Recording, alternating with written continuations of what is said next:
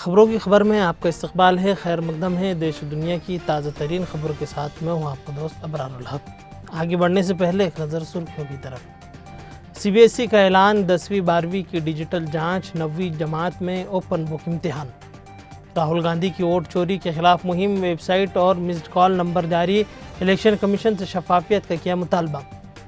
بہار کے نائب وزیر اعلیٰ وجے سنہا کے پاس 2 ووٹر آئی ڈی. تیجسوی نے دکھائے ثبوت. کانگریس نے کہا سب سے بڑا fraud. S I R. Supreme court میں الیکشن کمیشن کا حلف نامہ داخل. بغیر نوٹس اور سنوائی کے کسی ووٹرز کا نام نہیں ہٹے گا. ملک میں باعزت زندگی کے لیے قربانی دینی ہوگی. مولانا محمود مدنی کا بیان. ہیمنت بسوا کی مہم کو دھچکا. آسو یعنی کہ آسام میں CAA کا نفاذ روکنے کے لیے سڑکوں پر اترے گی. بھارت کی خارجہ پالیسی میں توازن پیدا کرنے کی ہے ضرورت. امیر جماعت اسلامی ہند کا مطالبہ.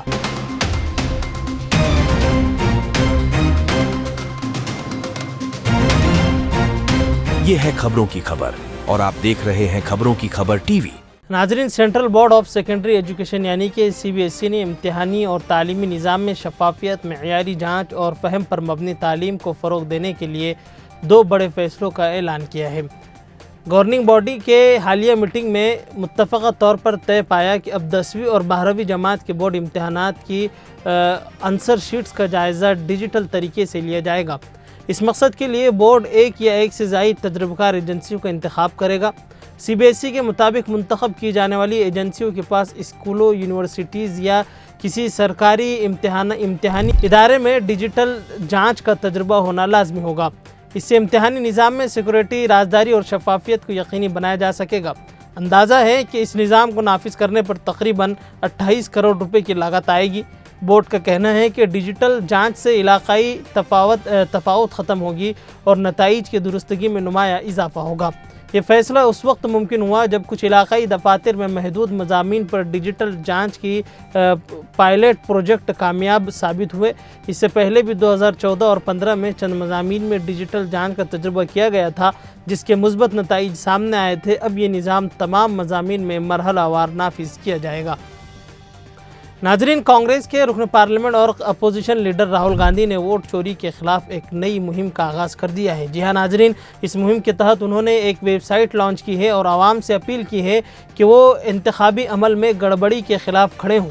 انہوں نے اس مقصد کے لیے ایک مس کال نمبر بھی جاری کیا ہے تاکہ زیادہ سے زیادہ لوگ اس مہم میں شامل ہو سکیں.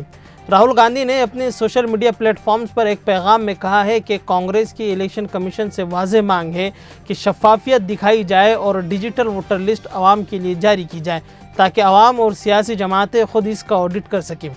اس مہم میں شامل ہونے کے لیے راہل گاندھی نے عوام سے درخواست کی ہے کہ وہ ویب سائٹ votechori.in ڈیمانڈ پر جائے یا پھر 9650003420 پر مس کال کریں. ان کے مطابق یہ لڑائی صرف انتخابی عمل کی درستگی کے لیے نہیں بلکہ پورے جمہوری نظام کے تحفظ کے لیے ہے. راہل گاندھی کی اس اپیل پر سوشل میڈیا پر بڑی تعداد میں رد عمل سامنے آ رہا ہے. متعدد افراد نے ان کی پوسٹ کے کمنٹ سیکشن میں اپنی حمایت کے سرٹیفکیٹ بھی شیئر کیے ہیں. ناظرین، بہار میں ووٹر لسٹ کو لے کر سیاسی ماحول کافی گرم ہو چکا ہے. بہار اسمبلی میں اپوزیشن رہنما تیجسوی یادو نے ریاست میں خصوصی گہری نظر ثانی یعنی کہ SIR ڈرافٹ ووٹر لسٹ کو لے کر سنگین الزامات لگائے ہیں. اتوار کو انہوں نے ایک پریس کانفرنس میں دعویٰ کیا کہ بہار کے نائب وزیر اعلیٰ وجے کمار سنہا کے نام 2 الگ الگ جگہوں پر ڈرافٹ ووٹر لسٹ میں درج ہیں اور ان کے پاس 2 الگ الگ ایپک کارڈ بھی ہیں. آج تک کی خبر کے مطابق تیجسوی یادو نے وجے کمار سنہا کے دونوں ووٹر آئی ڈی کارڈ کی تفصیل میڈیا کو دکھائی. دونوں ایپک کارڈ کی تفصیل آن لائن چیک کر کے بھی دکھائی گئی. تیجسوی نے کہا کہ ڈرافٹ ووٹر لسٹ میں وجے سنہا کا نام پٹنہ اور لکھی سرائے دونوں جگہوں پر شامل ہے. یہی نہیں، دونوں ووٹر آئی ڈی کارڈ پر الگ الگ ایپک نمبر اور عمر بھی درج ہے. ناظرین، بہار میں ووٹر لسٹ کی خصوصی گہری نظر ثانی یعنی کہ SIR کو لے کر ملک بھر میں گھمسان مچا ہوا ہے. اپوزیشن پارٹیاں الیکشن کمیشن پر مسلسل سوالات اٹھا رہی ہیں اور اس کی خامیوں کو اجاگر کر رہی ہیں. اس درمیان الیکشن کمیشن نے سپریم کورٹ میں حلف نامہ داخل کیا ہے.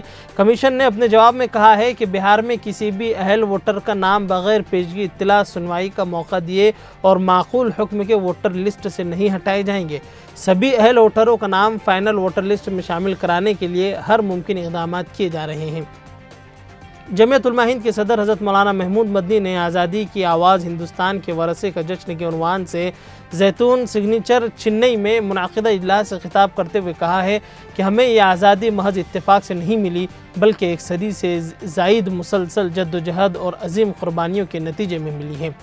तारीख़ बताती है कि जो कौम अपनी शनाख्त, तहज़ीब और मज़हब के साथ ज़िंदा रहना चाहती हैं, उसे कुर्बानी देनी ही पड़ती है। अगर आज हम कुर्बानी से गुरेज करेंगे तो आने वाली नस्लों को इससे कहीं बढ़कर कहीं ज़्यादा बड़ी कुर्बानियाँ देनी पड़ सकती हैं। हज़रत मौलाना महमूद मदनी ने मौजूदा मुल्की हालात पर इजहार तशवीश करते हुए मज़ीद कहा कि आज मुल्क एक नए दौर पर है, जहाँ नफ़रत को हुब्बुल वतनी का लुबादा पहनाया जा रहा है और ज़ालिमों को क़ानून की इज़्ज़त से बचाया जा रहा है। ये सिर्फ मुसलमानों का मसला नहीं, बल्कि पूरे हिंदुस्तान के मुस्तक़बिल से जुड़ा हुआ है। फ़िरक़ावारियत की आग में सिर्फ अक़लियत ही नहीं जल रहे, बल्कि मुल्क का वजूद झुलस रहा है। जिस ज़मीन पर भाईचारा ख़त्म हो जाता है, वहाँ तरक्की का बीज नहीं उग सकता। नाजरीन, बाअसर आल आसाम स्टूडेंट्स यूनियन यानी कि AASU यानी कि आसू ने जुमा को ऐलान किया कि वो BJP हुकूमत को शहरियत तरमीम एक्ट यानी कि CAA के तहत 2014 से पहले हिंदुस्तान में दाखिल होने वाले गैर मुस्लिम तारिकीन वतन को शहरियत देने की इजाज़त नहीं देगी, क्योंकि इससे आसाम मुआहदा 1985 की खिलाफ वर्जी होती है। आसू के मेंबरान जुमा को हर ज़िले के हेड क्वार्टर में सड़कों पर निकल आए और CAA के तहत मुहाजिरीन को ढाल फराहम करने की हुकूमती इक़दाम के ख़िलाफ़ एहतजाज किया। हमने CAA की मुखालफत की थी जब ये मंजूर हुआ था, तो हम उसकी मुखालफत करते रहेंगे। हम 24 मार्च 1971 की कट ऑफ डेट से ज़्यादा गैर मुल्कियों को कबूल नहीं कर सकते, जिस पर 1985 के आसाम मुआहदे में इत्तिफ़ाक़ किया गया था।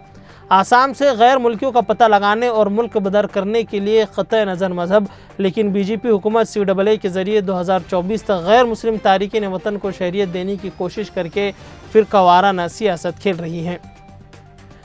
नाज़रीन, जमात इस्लामी हिंद के अमीर सैयद सादतुल्लाह हुसैनी ने भारत की दरामदात पर इजाफी 25% टैरिफ आयद करने वाले हवाले से अमरीकी सदर डोनाल्ड ट्रंप के फैसले पर तशवीश का इजहार करते हुए कहा कि इससे कुल टैरिफ की शरह 50% तक के पहुँच गई है।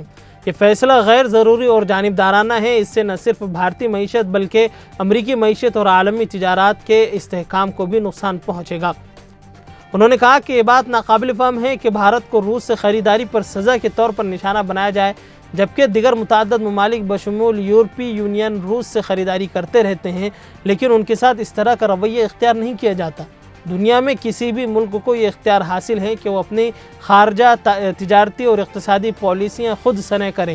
इक़्तिसादी हरबों के ज़रिए किसी को मजबूर करना ख़तरनाक और आलमी ताउन को कमज़ोर करने का सबब बन सकता है। अमीर जमात ने हुकूमत हिंद से भी मुतालबा किया है कि वो इस हालिया बहरान से सबक हासिल करे और अपनी सिफारती हिकमत अमली पर नज़रसानी करे। अब वक्त आ चुका है कि भारत अपनी खारजा पॉलिसी का अज़्सर नौ जायज़ा ले। ये साम्राज्य ताकतें कभी किसी खुद मुख्तार और बावक़ार कौम की वफ़ादार दोस्त न रही हैं और न कभी भी रह सकती हैं। खैर नाज़रीन, आज के लिए बस इतना ही, फिर इंशाअल्लाह मुलाकात होगी।